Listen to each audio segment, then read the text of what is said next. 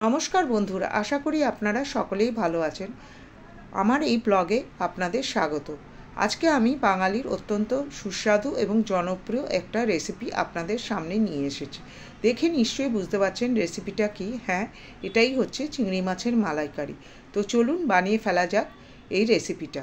এর জন্য আমি 500 গ্রাম ওজনের টাইগার প্রন অর্থাৎ একটু বড় মাপের বা সাইজের চিংড়ি মাছ নিয়ে নিলাম। চিংড়ি মাছগুলো খুব ভালো করে ধুয়ে তার পাগুলো প্রথমে কেটে নিলাম।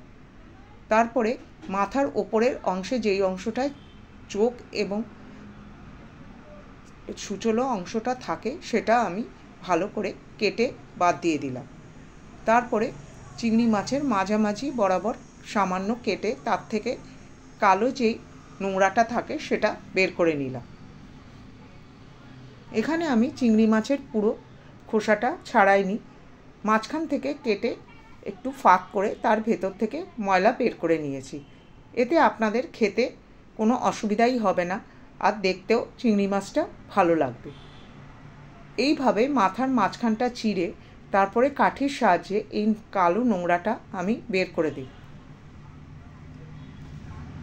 এইভাবে এক এক করে আমি প্রত্যেকটা চিংড়ি সুন্দর করে সাফ করে নেব।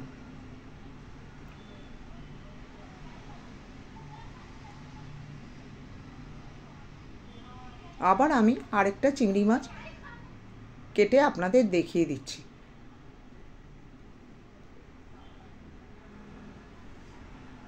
এই কালো নোংরাটা অতি অবশ্যই ফেলা দরকার। কোনো ক্রমে যদি এটা পেটে যায় তাহলে পেট খারাপ হওয়ার চান্স থাকে।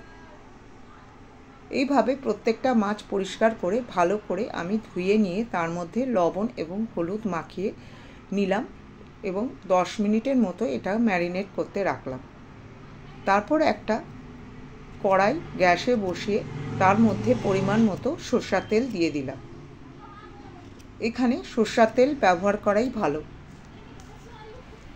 সরষের তেলটা ভালো করে গরম হলে তার মধ্যে এক এক করে আমি চিংড়ি মাছগুলো দিয়ে দেব।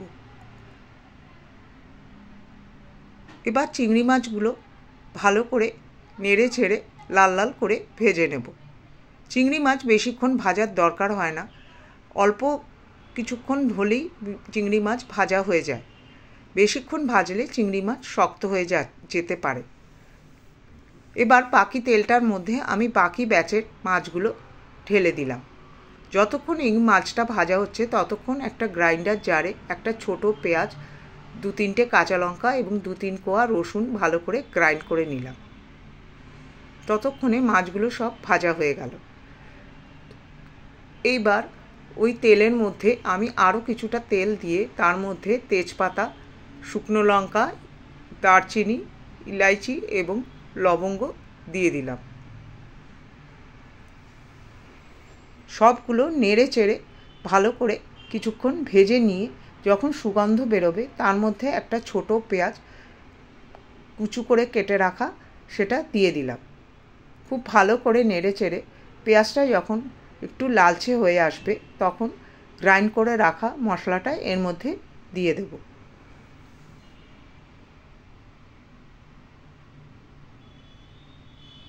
তারপর সবগুলো মশলা কষাতে দেব। যতক্ষণ এই মশলাটা কষছে ততক্ষণ আরেকটা মশলা তৈরি করে নেব। এর মধ্যে আমি দিয়ে দিলাম কয়েক টুকরো নারকেল, 2 চামচের মতো পোস্ত এবং হাফ চামচের একটু বেশি হলুদ সর্ষে। সর্ষেটা অপশনাল, আপনারা যদি না চান তো নাও দিতে পারেন, তবে দিলে টেস্টটা ভালোই হয়। এবার গ্রাইন্ড করে নেওয়া মশলাগুলো যখন পেঁয়াজটা কষে আসবে তখন এর মধ্যে আমি দিয়ে দেব। আর গ্রাইন্ডার জার ধুয়ে কিছুটা জলও এর মধ্যে দিয়ে দেব। দিয়ে দেব কিছু মশলা, হলুদ গুঁড়ো, কাশ্মীরি লাল লঙ্কার গুঁড়ো এবং জিরে গুঁড়ো।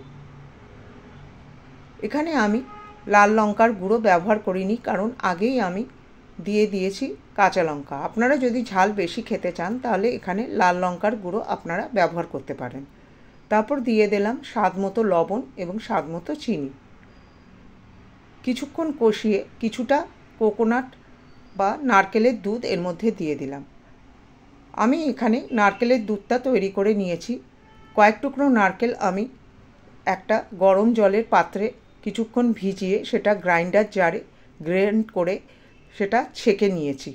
এইভাবে দুধটা আমি বের করে নিয়েছি। যদি আপনারা এইভাবে না পারেন তাহলে কেনা কোকোনাট দুধও দিতে পারেন, আর সেটাও যদি না থাকে আপনারা ঘরে রাখা দুধও ব্যবহার করতে পারেন। এবার চিংড়ি মাছগুলো দিয়ে ভালো করে কষানো মশলার মধ্যে দিয়ে দেব। দিয়ে নেড়ে চেড়ে আবার বাকি কোকোনাট বা নারকেলের দুধটা এর মধ্যে দিয়ে ভালো করে কষিয়ে নেব। আর লাস্টে দিয়ে দেব আধ কাপের মতো ফ্রেশ ক্রিম। সবগুলো ভালো করে নেড়ে চেড়ে ফুটতে দেব। ইতিমধ্যে আমি আরেকটা মশলা তৈরি করে নিচ্ছি। এর মধ্যে দিয়ে দেব আমি 2 কোয়া রসুন এবং একটা এলাইচি। এই ট্রিক্সটা আমার শাশুড়ি মায়ের কাছ থেকে শেখা। এটা দিয়ে দেখবেন মালাইকারি স্বাদ দ্বিগুণ বেড়ে যাবে। আর দিলাম আমি হাফ চামচের মতো ঘি। সবগুলো দিয়ে ফুটতে দেব আমি 5 মিনিট। তারপরে গ্যাস বন্ধ করে এটা ঢেকে রাখবো 5-7 মিনিটের জন্য। এইভাবে তৈরি হয়ে গেল দুর্দান্ত স্বাদের মালাইকারি। এটা গরম ভাত দিয়ে খেতে অত্যন্ত ভালো লাগে। কেউ অতিথি এলে এটা দিলেও আপনার প্রশংসায় পঞ্চমুখ হয়ে যাবে। তো রেসিপিটা কেমন লাগলো আমাকে কমেন্টে অতি অবশ্যই জানাবেন। বাড়িতে এইভাবে বানিয়ে একবার দেখবেন। ভালো লাগলে চ্যানেলটা সাবস্ক্রাইব করতে ভুলবেন না। চ্যানেলটা সাবস্ক্রাইব করে লাইক শেয়ার অতি অবশ্যই করবেন। দেখা হবে পরের আরেকটা রেসিপিতে। ততক্ষণ ভালো থাকবেন, সুস্থ থাকবেন।